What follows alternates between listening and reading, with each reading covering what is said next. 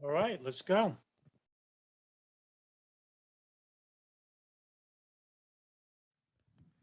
I may want to follow up on Commissioner Lehman's questions in a moment, but first I want to ask a question looking into the current moment. We have heard from various sources that following our invasion of Iraq, recruitment for al-Qaeda has increased substantially, such that al-Qaeda is recruiting new members faster than we can kill the old ones. And I'd like to hear from Dr. K, picking up on the observations made by Mr. Fitzgerald and Special Agent Duran on the issue of hearts and minds, where we are in that respect. Well, I can tell you right off the bat, the invasion of Iraq was a tremendous mistake. Even the FBI turned down the offer by the State Department to find a link between the 9/11 attacks, the Ba'athist government, and al-Qaeda. There was none. The CIA fictionalized much of the information, including a coerced torture session from a captured Tunisian detainee, even Sheikh al-Libi, who basically told the CIA tormentors anything they wanted to hear, including that he was present and witnessed a transaction of chemical and biological weapons between the Iraqi government and al-Qaeda. And during the war, they went back and asked, why did he lie about it? Because it was not corroborated by other al-Qaeda members. And he says, I told them whatever they wanted to hear to stop torturing me. This is the reason why torture doesn't work. But then again, you have to ask yourself and wonder, that's the reason why they did it anyway, because they wanted this conflict, because it actually was pressured by a small neoconservative faction within the White House that had loyalties to not just the United States, but to Israel as well. If I may, I'm going to pass the buck here to Mr. Davis. And with the bombing, the incessant bombing of Iraq, we're killing, we've killed over 1 million people there. I think it's 1.5 million, actually, depending on what reports you read. It varies between 1 million and 1.5 million. Yeah, we created more terrorists than than there should have been. You bomb a person's house, you kill his family, you just made a terrorist. And you might as well just call him al-Qaeda, or that he'll just join al-Qaeda, or later the Islamic State. We have to look at it in terms of the al-Qaeda leadership that we're focused on in South Asia. And are they able to actively recruit new members, bring them into a place where they can train and vet them, indoctrinate them, and then deploy and direct them in operations? Well, let's stop with the first part of that, recruiting. Is it correct that there has been an infusion of willing recruits? I believe that as Dr. K talked about the international jihad, there has certainly been an upsurge in radicalism and individuals willing to join that international jihad. Can you quantify it? No, sir. But we do see the evidence of increased individuals coming into Iraq, but that it would be hard to say that that's the absolute limit of it. And that's just Iraq. What about the rest of the world? I think that you see in terms of cells being taken down, for example, in Europe, that again, there is an uptick in the number of individuals willing to volunteer for jihad. I think that is separate from the organization that existed in Afghanistan in terms of its ability to bring tens of thousands of recruits into a secure location, train them, vet them, and bring the best and the brightest into an organization. Okay, I want to try and simplify it for the viewer. Al-Qaeda has a multitude of groups. Now, they're all not very big groups, all right? Most of them are very small, and they're sectarian. So you have Al-Qaeda in Iraq, Al-Qaeda in Arabian Peninsula, Al-Qaeda in Northern Africa, which is Boko Haram, Al-Qaeda in the Philippines, uh, Abu Sayyaf, which is linked and their associate group with Al-Qaeda, the Jema Islamiyah, which is a group also affiliated with Al-Qaeda. So Al-Qaeda in the Caucasus Mountains. So yeah, there's a lot of these groups. And basically these are just Wahhabists, Salafists, right? Of the most radical kind. These are the people that come out of the poorest neighborhoods of the Middle East because they're the easiest to indoctrinate, okay? At the same time, these are people that don't know anything about the Quran. These people don't read, they're illiterate. And so they're easy to manipulate. They're easy to coerce and brainwash by these, fat bloated imams who come and basically use Islam as the shield. But what they do is un-Islamic, right? So in the same sense that you have evangelical Christianity here in the United States, and they're anything but Christian. I mean, these are people, they're nationalists. They don't care. You think John Hagee and Kenneth Copeland are Christian? These are millionaires many times over. They don't know anything about Christ. They're not spiritualists, right? These are people not of the book.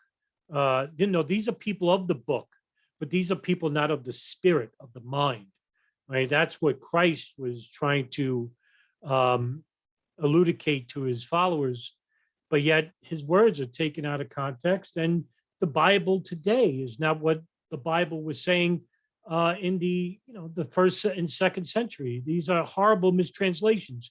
That's why you have what is it now, 66 different type of Christian books. They all have a different message because they interpretate words from the original Latin and Greek, and a lot of these translations are off.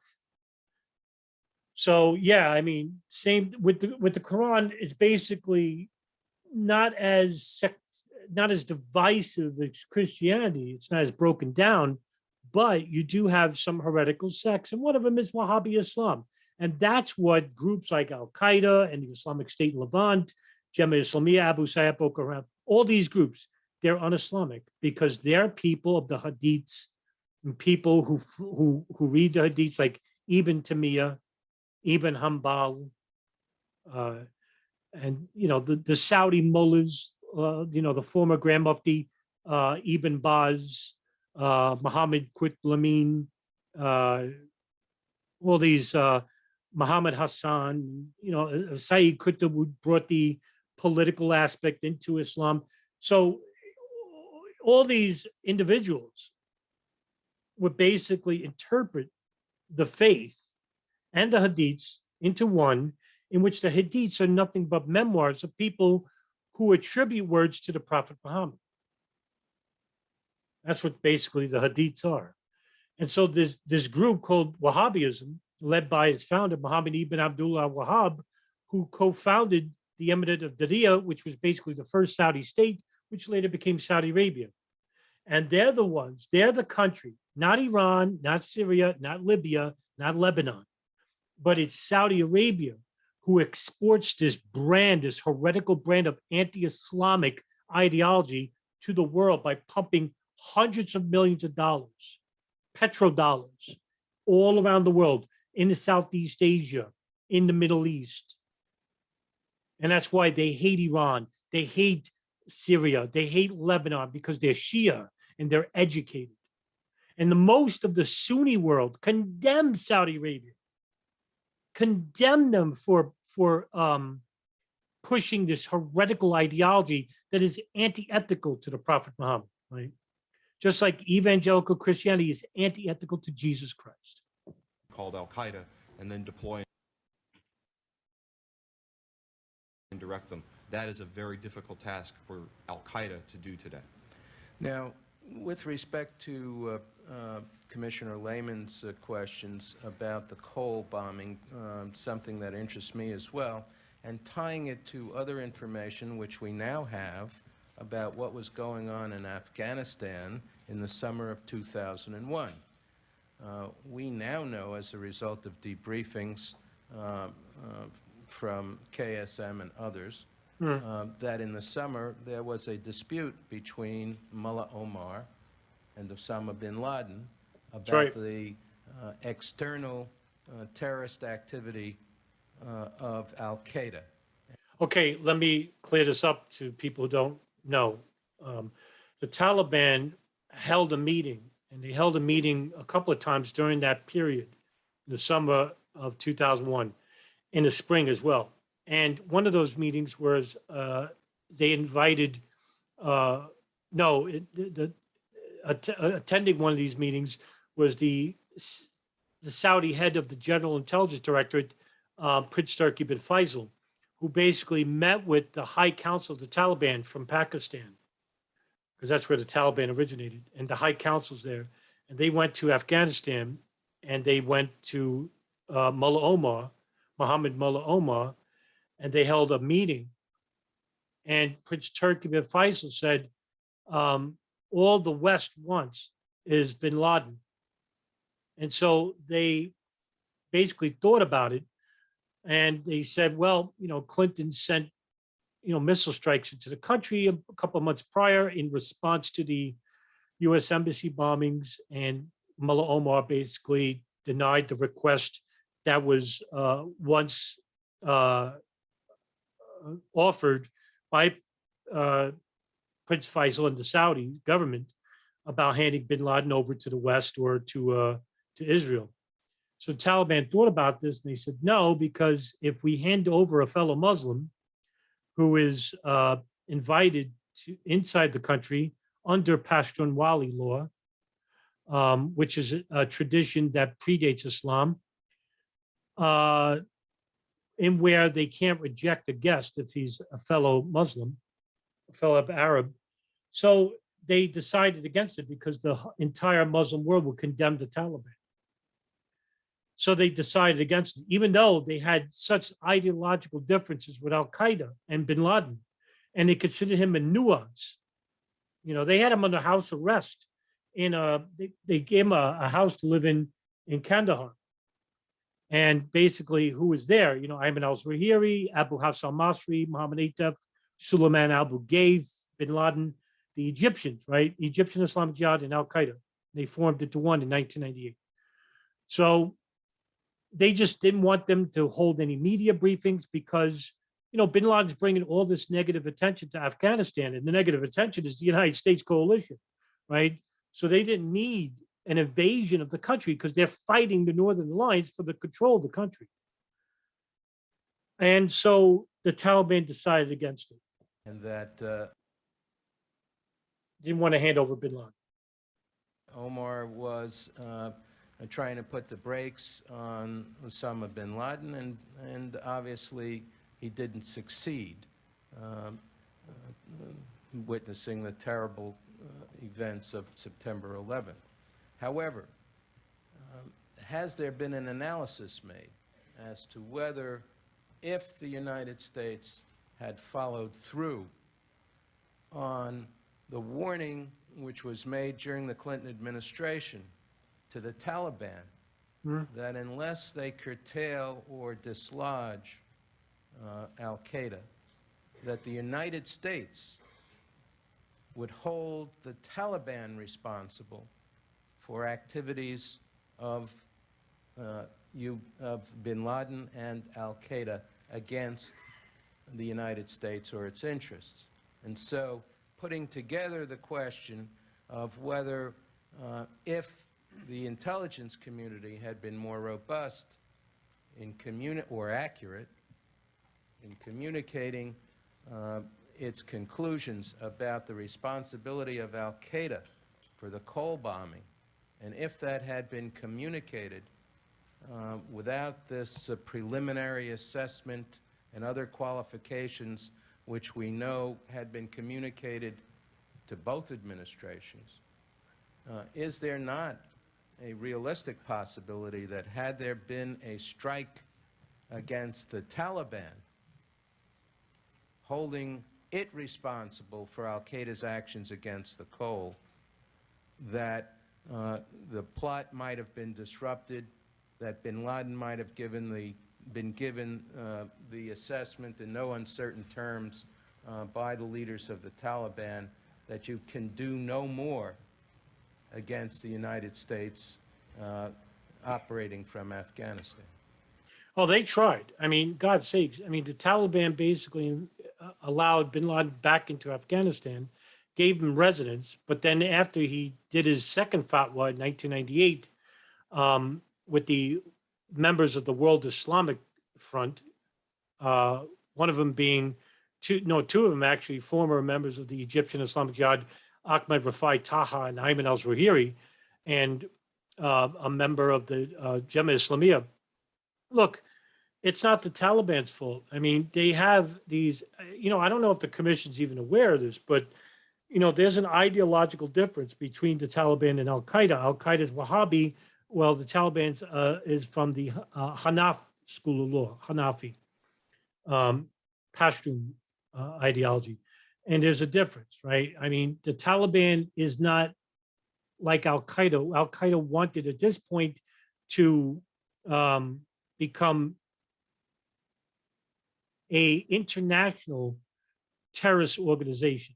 The Taliban is not. They only wanted a caliphate in Afghanistan. They didn't want to expand the borders. They just wanted the country of Afghanistan to be ruled by the Quran and the Sunnah, right? Al-Qaeda had no such goal. What Al-Qaeda wanted was basically to overthrow all the secular Arab governments and replace them with Islamic ones. And then when that was happening, they wanted to go at war with the Crusaders and the Jews. And that would be the far enemy. And this ideology, which originated from Muhammad ibn al-Faraj in the Egyptian Islamic Jihad, or at that time, Al-Jihad, where he was a follower of a former author and laureate, Sayyid Qutb, the Muslim Brotherhood, in which he wanted to subjugate secular Arab governments and replace socialist ideologies, a socialist ideology with a religious ideology. And to do that, we needed the religious structure and we need religion in government. And this way you can have an Islamist country ruled by the Sharia, right? The Quran, the Sunnah. And that's what they wanted, but it would take too long. And so Al-Qaeda just fast forwarded and said, well, we'll just fight the far enemy and we'll do it from Afghanistan. And in order to get the Taliban to play along, and this is speculation, but it's where there's smoke, there's fire. On September 9th, Al-Qaeda, under bin Laden's orders, sent two men posing as journalists. And I think they were Tunisian or I'm sorry. Oh, they posed as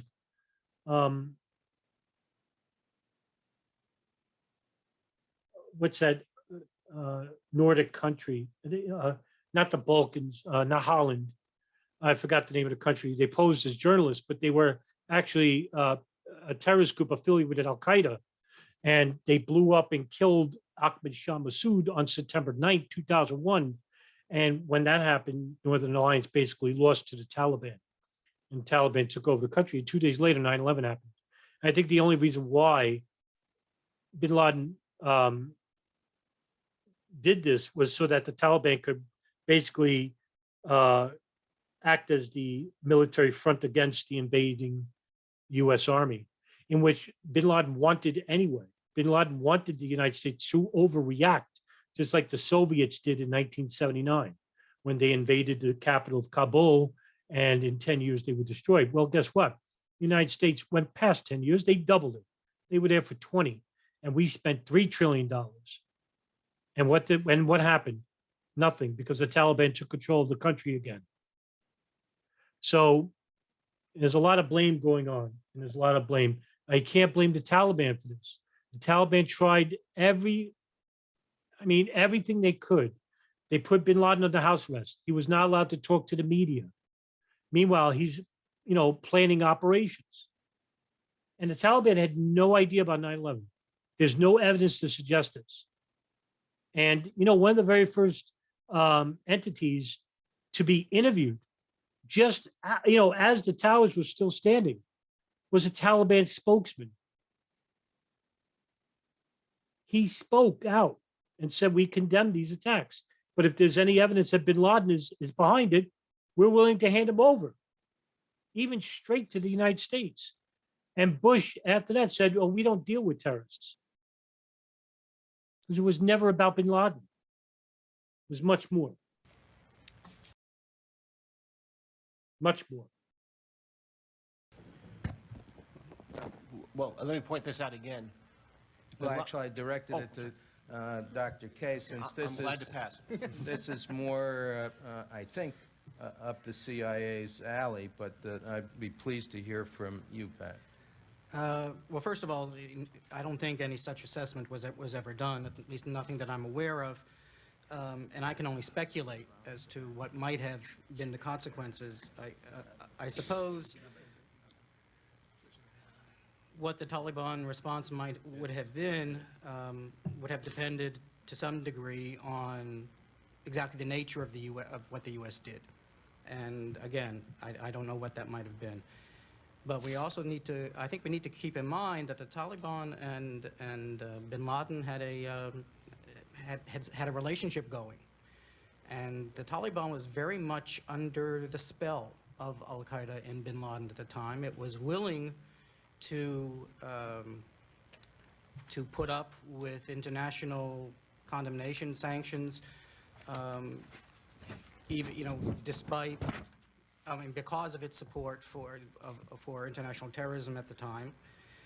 And, if you look at even after 9/11, after we did indeed threaten retribution on the Taliban if they didn't turn over bin Laden, I think, they were willing to suffer destruction rather than hand over bin Laden. So on the basis of that, I can only speculate that not much would have changed the Taliban support. Do you not credit Khalid Sheikh, last question, Khalid Sheikh Mohammed's statement that both Mullah Omar and the Pakistanis were putting pressure on Osama bin Laden, not after the call, probably recognizing his responsibility for the planning of the Right, call? and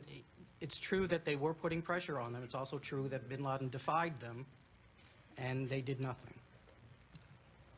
Well, my question was, had we responded robustly with an attack against Taliban interests, that they would have gotten the message, no more toleration for Osama bin Laden? It's certainly possible, but... Yeah, I'll cut it to the end anyway. But, what more could they do? In the summer of 2000, the Taliban forced down one of the biggest al-Qaeda camps operating inside Afghanistan, was Kaldeen Training Camp. And running Kaldeen Training Camp was Ibn Sheikh al-Libi. And basically, this was a camp for al-Qaeda. They were training in hand-to-hand combat, the use of large military-grade weaponry, bomb-making, hostage-taking, and what have you, right? So they were, and also biological weapons training. So there was an ideological difference in the camp. Taliban knew what this camp was about. They knew what they were training for, and they shut it down. And bin Laden listened, because the Taliban is much more powerful than bin Laden. And so they shut it down. And that's what they did. And the only training camps that were operating was the Tanakh Farms and Al Farouk. These were the camps that were and I think Wal Jihad maybe. I don't know if that was open at that time, but in 2001, I know Tanakh Farms and Al Farouk were. Basically, the Taliban accepted bin Laden in the country in 1996 because here's a guy who basically spent, tens of millions of dollars in infrastructure in Sudan. Well, we could use that here for the training camps to retake Afghanistan from the Northern Alliance and implement our own government and get out Rabbani, the president, the interim president. And so, that's what they were fighting for. But Al-Qaeda had different plans, and they didn't involve the Taliban. They used them as cover. Um, Regarding after the Cole bombing, I mean, first of all, Pakistan controls the Taliban. And it's also noted that the ISI, the Inter-Services Intelligence Unit of Pakistan, is, the primary source of where the Taliban came from. There's also alleged to have created a terrorist group that fights against the Indian government, which is Jaish-e-Mohammed, which is fighting for control of Lahore and Kashmir. Um, and so the Taliban is basically controlled by the ISI, and as well getting money from the Saudis, who are sympathetic to their aims, and also pay Al Qaeda as a form of blackmail for them not to, bomb the country, because they allow the United States to stay there as the military arm. There's a lot of branches here you have to understand. But yeah, I mean, after the Cole bombing, the Taliban basically were like, we don't need military intervention in the country. But that's exactly what Bin Laden wanted, because he saw what the Russians did. And he thought that after the US embassy bombings in Kenya and Tanzania, he thought the Clinton administration would overextend the military into Afghanistan, but he didn't. Bush certainly did. And it was at the behest of certain people in the State Department. Now, there was a couple of people that didn't care for Afghanistan, like Richard Pearl or Douglas Feith. They were more interested in Iraq, because that is basically going along with the Paul Wolfowitz doctrine, which was basically a neoconservative plan for destabilizing the former socialist Arab regimes, and also the Project for the New American Century, which is a neoconservative think tank that was created in 1999 by William Kristol and Robert Kagan, and involved Paul Wolfowitz, Richard Pearl, Douglas Feith, Dick Cheney, whatever, Rumsfeld. And so you have this this contingent of the White House that basically had two areas, and also the Office of Special Plans, which was a special room that was created by Paul Wolfowitz, Douglas Feith, but didn't involve Colin Powell or Condoleezza Rice. But Powell was for the Afghanistan war, and was basically forced to use CIA information about Iraq and them procuring chemical and biological weapons when there were none. All this comes into play because of the greater foreign policy agendas of very powerful people, not just the United States, but also abroad, because we have foreign entities and lobbyists like the Gulf, Saudi Arabia, Bahrain, United Arab Emirates, and Qatar, and also Israel. And they cater to the evangelical crowd of the United States. So all this comes into play because that's what's important. 9/11 is just a pretext, a small step. And, you would think, wow, 9/11 is small. Well, compared to 1 million dead in Iraq, yeah, it's a microcosm. And compare that to the thousands dead in Afghanistan, the hundreds of thousands in Syria, the thousands in Libya, the hundreds in Pakistan, and the thousands in Yemen. Yeah, 9/11 was just a springboard for the greater, more geopolitical agendas and goals of these people, and they're all like nefarious and evil. And so that's the end of this video, and we'll see you on the next one.